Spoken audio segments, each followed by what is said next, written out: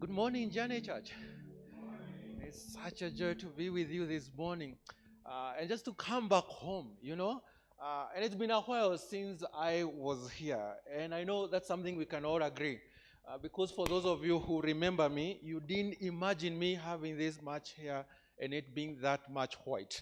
And then there's some of you who have no idea who I am, and you hear I was from here, and you have been in this church for like forever. So like wherever that guy is, it must be a while since he was here. And so I am just so privileged to come and join us, especially as we go through this conversation about saying a resounding yes to the Lord, and just to lend a little voice to that conversation. And as it's been the practice for us going through this series and during this season of Lent, we have been standing up for the reading of the word of the Lord. So can I ask us to be upstanding as we read the text that will be, by and large, be guiding us this morning. And it comes from Luke chapter 10, from verse 38 to 42. And it says that as Jesus and his disciples continued on their way to Jerusalem, they came to a certain village where a woman named Martha welcomed him into her home. Her sister Mary sat at the Lord's feet listening to what he taught, but Martha was distracted by the big dinner she was preparing. As she came to Jesus and said, "Lord, doesn't it seem unfair to you that my sister just sits here while I do all the work? Tell her to come and help me." But the Lord said to her, "My dear mother, you are worried and upset over all these details. There is only one thing worth being concerned about. Mary has discovered it, and it will not be taken away from her." That is the word of the Lord for us this morning. You may have your seats. And so, talking of history, when I was in this particular place, we were blessed with this little bundle of joy. She was called Rudo, and she was everywhere as energetic as she can get. But now Rudo, my daughter, is all grown. She's currently in grade 2 of her school, which means I get to be pulled into adult stuff like parent-teacher meetings. Nothing reminds you that you're not young anymore and teachers calling you to discuss how your child is faring. And thank God my daughter is incredible in school. She's doing so well, as the teacher tells me, except for this one minor a hiccup that we need to address. It turns out my daughter gets quite distracted in class. And so I was like, what does that mean? Like, is she the one like poking other children? Is she the one making? I said, no. It's none of that. What happens with your daughter is she just sort of drifts away from the classroom. She goes somewhere wonderful and magical in her mind. And when she says, I'm like, of course, that's my daughter. She's one of those creative types. She can be more excited about what she's creating than what is happening in this place, But now it turns out that when that happens on a regular basis in a classroom, it's a problem and we need to address it. So I'm here first to say we are seeking for solutions. So those of you whose children have had such a problem, please, I came with a note and a pen ready to take notes so that we can fix this thing with my daughter. But it turns out that this challenge that my daughter has, that she appears present, like she is quiet, she is focused, she's intently paying attention to the teacher, while at the same time being somewhere else, isn't just simply a rude problem. It's a human problem. It's a deeply human problem. We are these people who have this incredible capacity to sit there looking at me and at the same time be in your house, literally organizing the meal that you're going to have after this service. Like you have visitors coming and your mind is there and you wonder, is there sugar in that house? That means after this we need to rush as quick as possible, which means we need to stop the husband from saying hi to the many people he says hi to so we can dash to the supermarket before the visitors. All while you're sitting here and seemingly paying attention to whatever the pastor is saying. It's a thing that we human beings carry. We struggle with this idea of being present to God, being present to ourselves, our bodies, our emotions, being present to those closest and dearest to us. It's a deeply human challenge that we face. And the writer of the book of Ecclesiastes sort of touches on this one. I'm like trying to use Joy's gadget here. Touches on this idea. In Ecclesiastes chapter 3, the writer starts this beautiful. It says, there is a time for everything and a season for every activity under the sun. And then he goes on to list different, almost rhythms of people's lives. Here is the time to be born and a time to die, a time to plant and a time to uproot, and so on. And then if you follow the flow, at verse 11, he says something I find so profound as it relates to this idea of being present. He says this: he has made everything beautiful in his time. Almost everything fits within a particular season and time frame. But also he has also set eternity in the human heart. Yet no one can fathom what God has done from beginning to the end. And this idea of God setting eternity in our hands speaks to some deeply, profoundly true about us. We carry within us, all of us, a certain restlessness of more than what is available. We carry this innate longing for something that can best be described as transcendence, something that rises above the seasons and times that the rest of the things unfold in. One other translation that I love says this, that he has made everything suitable for its time. So everything unfolds within sort of a rhythm in that sense. Moreover, he has put a sense of past and future into their minds. And in this transition, this captures just something so essential, that we do not experience life as an isolated moment-by-moment experience. That to be human is to live in this never-ending tension where the past is pressing into your present, and the future is demanding attention from the same present. And so you have the past with its regrets, with mistakes that you made, with wounds that just aren't healing that easily, with experiences that so scarred you that they keep manifesting themselves. We are a people who walk around living in this moment in time, but also almost be held in captive to what has happened before us, the opportunities we missed, what we should have done better, all the ways that we were taken advantage of back then. And that's the past. But then you have the present. And I know this is Journey Church. Of course, we are the people who embrace future dreaming, visions that are a big deal for us.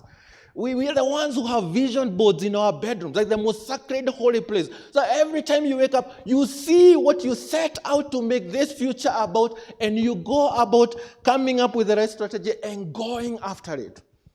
And if you're not careful, that vision, this idea that you hope will be accomplished in the future, can keep pressing on and demanding everything that your present has to do. And that's why it feels like to be human is to carry this invitation where we hold this tension and manage it well within us. Managing the past with its calling to almost what happened and what didn't happen. Managing the future with its insistent demand on our time. But also being called to the awareness of the sacredness of this very moment. And this is an incredible invitation to all of us as human beings. Because we also know this thing, that whatever you attend to, whatever you pay attention to, grows. Whatever you pay attention to grows. And so when we find ourselves in moments where the past is sort of lording itself over the present. See what I did there? Guys from Muranga cannot say lording well. It's like lording, you know. So when you have this moment where you're asked to, where your past is rodding your moment. See, that's how it should have been said. Anyway, when the past is sort of becoming the Lord of the present, when you find yourself, you'll be more on that moment. Just that you'll be too stuck on what could have happened or should have happened. We find ourselves becoming a people who are increasingly losing hope. We find our people, ourselves, who are just caught up with a sense of cynicism. Because whatever we pay attention to always grows, but also that growing and attention is not a neutral activity, it's not a passive activity, it always bears fruit. So when we allow our past sort of become the Lord of the present, what ends up happening, the fruit it bears, is that we become a people who are more cynical, a people for whom hope and faith and trust don't come easy. And this is so funny because in Kenya we call that adulting. So you're not a child anymore to keep trusting that things will unfold. But what we perhaps are not being honest is that all of us carry just a little bit too many receipts that come to validate what this movement has to offer because of what we have experienced in the past. We are a people who are so meticulous in carrying those receipts of what our past failures look like, and therefore what they say about the potential of this particular moment. What do you mean love still happens today? It can't happen to me. Look at my past. There's no way you get a job. Have you not seen everything that is declaring that there's no more jobs? That we get a child, have you not seen how our lives have unfolded? How many tests we have done? What the doctors have already said? There's no way this dream comes true for us because look at our past. Look at our family heritage. If you have even the resources, you can even go to amazing professionals who tell you this actually runs deeply in your family.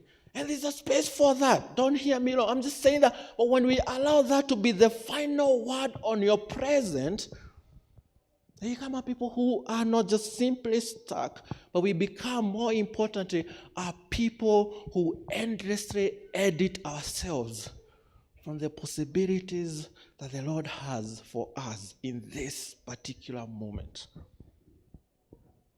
And so if that is you here this morning, a person for whom the past seems to be the Lord of the present, I want you to hear what the ultimate Lord of the present actually says to you.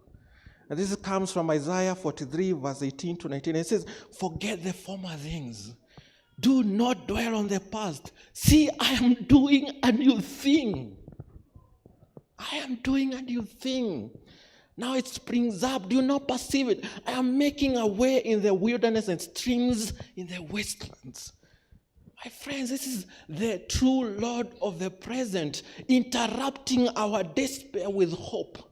He's simply saying, I'm doing here and now is where I'm doing a new thing. I am making a way where everything about the past of this place is there hasn't been a way here. I am making a way in a family where everybody has concluded this is who and what this family is about. I am making a way in people's life for whom everyone around them has declared this is the final word. And guess what? I am unleashing streams of life where only dryness and desert has been the reality. That is what the Lord's saying about the present. Now, what if you're here and you're stuck? What if you opened yourself up and said all the receipts you carry don't have the final word on what the Lord of the present is able to do in the here and now? This is not a past that can demand to be the Lord of our present. The future is also excellent at doing this, especially for you and I, gone to universities, did the jobs we do, making our marks within the corporate space, are people whose lives are almost oriented towards the future. The future can end up being the Lord of your present. And when this happens, it's amazing. Of course, again, my people, we need visions, we need strategies, we need targets, we need goals. But at the same time, like I'm saying, when we make and allow those to be the Lord of the present, guess what happens? Disappointment is always bound to happen. Disappointment is regardless of how hard you work, our God says, my thoughts are so far beyond yours. And if it's constantly doing a new thing here now, guess what? However beautiful your plan and strategy is, there is always going to be room for disappointment because our plans unravel. Our expenditures become unmet. The economy goes through the sky with inflation, or they appoint just the wrong president. And now, anxiety takes root. And we find ourselves restless. We find ourselves weary. We find ourselves stretched thin, because when you have so dreamed this thing and now you see it falling apart, our natural instinct is to lean with everything we have to try to control the outcome. And no amounts of incredible people like Joey here, who teach us within our corporate spaces, coming and telling us there's only so much you can do to control the outcomes. Oh my God, do not stop me. I'm committed. And so I walk around endlessly restless. What do you mean sleep? That's for the weak. There are things to be done. Like, how can you be so lazy? Oh, we are trying to have a baby, so catch us off. We don't even show up to church. Everything we are doing is get towards having this baby, which I guess is a good thing for men. If you know, you know. And so today, if you are here and if anxiety and fear and worry is what has become the fruits of how your presence unfolds, again, I want you to hear what the true Lord of the present says. This time it is Jesus, and it comes from the book of Matthew. And in Matthew chapter 5, Jesus says this, a huge portion that you can go home and read, but it says like, therefore I tell you, do not worry about your life, what you eat or drink, or about your body, what you wear. Is not life more than food, and the body more than clothes? Can any one of you, by worrying, add a single day to your life? But here's what I want you to do instead. But seek first his kingdom, his righteousness, and all these things will be given to you as well. Therefore I say to you, do not worry about tomorrow, for tomorrow will worry about itself. Each day has enough trouble of its own. I am convinced that we who especially inhabit these urban spaces, when we finally end up in heaven, this is going where we are going. This is going to be one of those stumbling blocks. Like, how many times did they not say not to worry? But Jesus was school fees. But Jesus, my company was laying off people. But Jesus, the economy was tanking. But Jesus, this rent is just becoming important. Oh Lord, thank you for the land you give us. But did you not see how much the materials for building skyrocketed? I almost guess if we had this like temperature measure, anxiety measure, as we come through the door, for you and I mean, maybe not on Sunday, we are more rested, chilled people, God is good and everything else, and Ken is here to read. But maybe tomorrow, as you look forward to meeting that boss one more time, your anxiety will keep breaking all the meters they are. Now, if you're the same boss that people are breaking their meter for, you're just sleeping, isn't it? But I'll be honest with you about this thing about worry. I have to remind myself multiple times of this a day. Nash, you will not get where you need to get by worrying. Nash, anxiety will not move you forward. Fear is not what will open doors for you, my son. That is for me. And I'm a pastor. If only you would choose, if only we would choose to steward our present moment by focusing on seeking first the kingdom of God and his righteousness, maybe all these things that keep us up at night will be thrown at us as well. And so I guess what I'm saying, the challenge for you and I then is to hold the past and the future, these things that God has planted within our hearts, as their rightful praise, without letting them steal the ability for us to be fully present. I guess what I'm saying is that we need to pay attention that our past is not what is becoming the Lord of our present. That our future is now not the Lord of the present. But we are continually reclaiming and redeeming the sacredness, the possibilities, the potential of every single moment that God blesses us with. And it's just know about being present that matters. Important as that is, sometimes we also need to steward our present well. Our present isn't just a neutral thing. It's something that needs to be stewarded and to put all sorts of ways to prioritize the first things as the first things, and the second things are the second things. And to this we turn to the text that we read earlier. Which is an incredible no-brainer story. It should be in the Bible, literally. Right? Mother, whoever she is, gets an opportunity to host Jesus and his gang for a meal. Big news. And then she goes about doing what she should be doing. Like none of you here would do anything different than what mother does. We do this. Again, like I was saying, all of you planning for the visitors coming in the afternoon. It's like what you're doing. You're being a mother. When there are guests in your house, you make a meal. Like food, like God stopped providing manna. Someone got to go to the kitchen and make a meal. But imagine when you're finally hosting the top rabbi in your city. I'm like, all of you, you sacrifice your last bit of chickens. I mean, hey, in the village, when the pastor shows up in your house, now imagine if the Lord is showing up. We're not sleeping for days preparing this guy for a meal. So mother is doing the thing that she should be doing. And I've always imagined her as a firstborn because you can imagine how disappointed she is when she sees her younger sister just sitting there. It's not only like a failure on Mary, it's a failure on mother. Someone need to teach the girl some manners. There'll be time to sit endlessly at the feet of Jesus. For the time being, this food. This is what we do. Yeah? And so mother reports Mary to Jesus. Like it's like you would do, me and I. Like, tell that girl to get up and come over here. But she's like, doesn't it seem unfair to you that my sister just sits there while I do all the work? Tell her to come and help. And all of us would agree. Yes, Jesus, tell the girl to get up.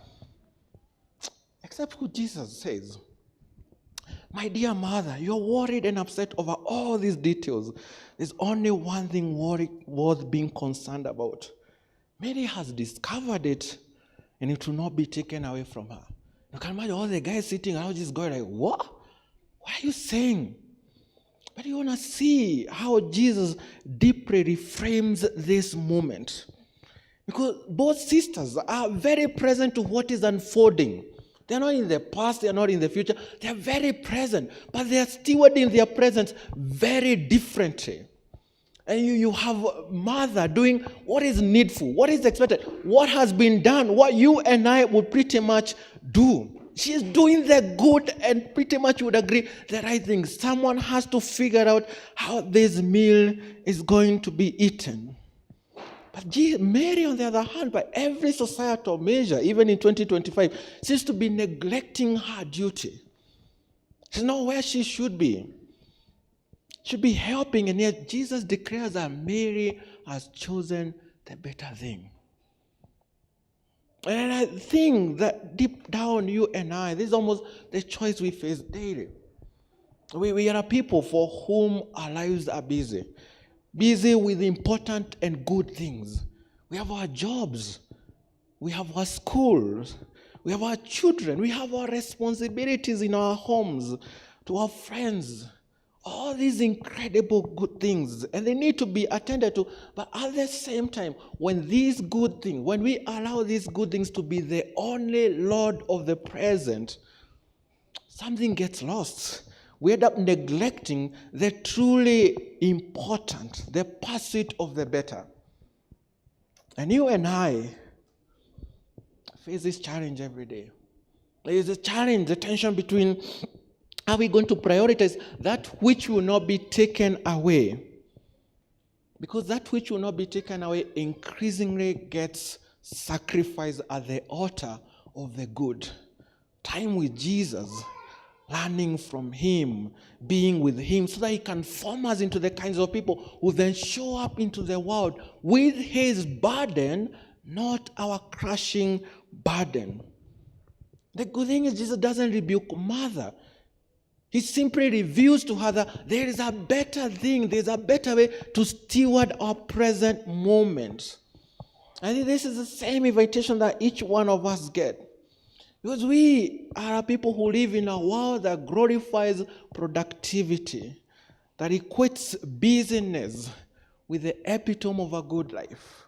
That if your calendar is not as full as it should be, something is off. As a matter of fact, we pastors, that studies tell us, especially we who inhabit these urban spaces, that if we see you here 2 Sundays a month, we should count ourselves lucky.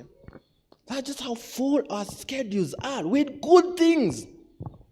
We can only afford to offer 2 Sundays a month to communal worship. Most of us, once a month is enough. Once every 6 months is enough. We are people whose mornings are rushed, are people whose days are packed, and obviously by evening, if you're not attending evening school, we are drained. That's before you factor in the children who are waiting for you.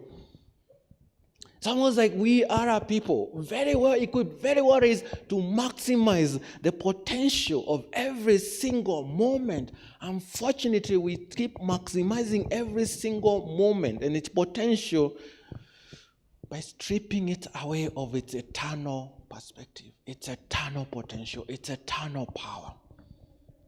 Maybe you are like me. Are people who need to be reminded what C.S. Lewis says, put the first things first and we get the second things thrown in. Put the second things first and we end up losing both the first and the second.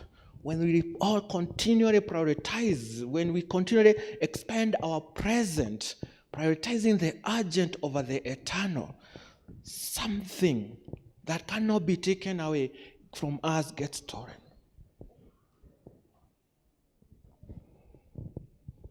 Something does get stolen. This is the incredible fruit that comes from being with Jesus, from joining Mary at the feet of Jesus, hearing him, learning from him, walking in his ways, over just simply preparing a meal for him. We know that a certain fruit gets born in that because Jesus says this in John chapter 15, verse 5 to 6. Remain in me as I also remain in you. No branch can bear fruit by itself. It must remain in the vine. Neither can you bear fruit unless you remain in me. I am the vine, you are the branches. If you remain in me and I in you, you bear much fruit. Apart from me, you can do nothing. And of all the fruits that there is to be born out of this time of abiding, we get this sense of the fruit of the Spirit. The Galatians, Paul as he writes tells us about the fruit of the Spirit is love, is joy, is peace, is forbearance, is kindness, is goodness, is faithfulness, is gentleness, is self-control. And against such things, there is no law. And here is what I want you to hear me saying. There is a way to steward your present. Not by striving, not by doing more, by abiding, by remaining with the true Lord of the present, as Mary did. And as a result of that, we find ourselves becoming certain kinds of people. We become a people of love, a people exuberant with joy, a people whose peace that surpasses all understanding reigns supreme, a people who are kind, a people who are faithful, basically are people who carry a divine presence that transforms the world around us. Maybe all the cry we have about how ineffective we are as Jesus followers to transform even our nation, our spaces, it has something to do. We are not the people who are remaining. And we get this at work through the lives of Peter and John. One day Peter and John are walking to the temple. And they encounter this man begging at the gate called Beautiful. And Peter looks at him as he begs and tells him, silver and gold I do not have, but what I do have I give you. In the name of Jesus Christ of Nazareth, walk. And the unexpected happens. The man walks. And this causes a bit of chaos in the city that ultimately leads to John and Peter being thrown into jail overnight and the following day coming face to face with the religious leaders of the temple. And you'd imagine that these will cower these young boys, but instead of cowering, they step up and they boldly proclaim Jesus, literally at the risk of their lives.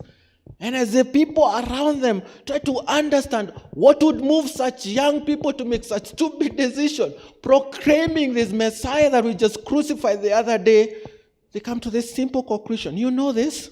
When they saw the courage of Peter and John and they realized how they were unschooled, ordinary men, they were astonished and took note that these men had been with Jesus. Did you catch that? The defining characteristic of these two young men is not their education, it's not their status, it's not their wealth, it's not their ability even, but the simple, undeniable fact that they had been with Jesus. They had stewarded their present moments, taking them and spending them in the presence of Jesus, and it had changed everything. So, my dear brothers and sisters, I came all the way from Kikuyu to simply say this to you. You too have this invitation to choose to steward your present in a way that it bears fruits that cannot be taken away from you here and even in a time to come, eternal fruit. We call it the fruit of the Spirit. But not only just that fruit, but you become someone who, when you walk in the rooms, you possess something that anyone else can explain as nothing less than the power of having been with Jesus. So imagine if this is true of you. Your colleagues, your classmates, your family, your friends, the only thing they can say about you, it's not how rich you are, it's not how educated you are, it's not how articulate you are, as much as I love those things. It's the grace that you look at, the grace you carry, the peace you possess, the power, the joy that defies the moments, the gentleness that you possess and bring into every room, the faithfulness that becomes a hallmark of you, and all they can say, that's not just a character issue, that is the fruit of having spent time with Jesus. Can you imagine if this is what your spouse or your children, your parents, your siblings could look at your life and say, the way my father, the way my mother, my daughter, my son, my brother, my sister, the way they love me so sacrificially can only be described and explained away by the fact that they spend time with Jesus. Our God remains the Lord of the present. But each one of you, we get to do this hard work of making sure that that remains true. That our past doesn't become the Lord of the present. That our future doesn't become the Lord of the present. That the good that God has blessed you in your life doesn't become the ultimate Lord of your present. But within that, you make time and prioritize. You reorganize everything necessary to be reorganized for a big portion of your present time to be spent with the one who went on the cross for your sake. And watch what he does in your life for a start. But also watch what he does through your life. There are so many beggars in our society, forever begging for silver and gold, but they are desperate for you to step into that moment and say, walk in the name of Jesus.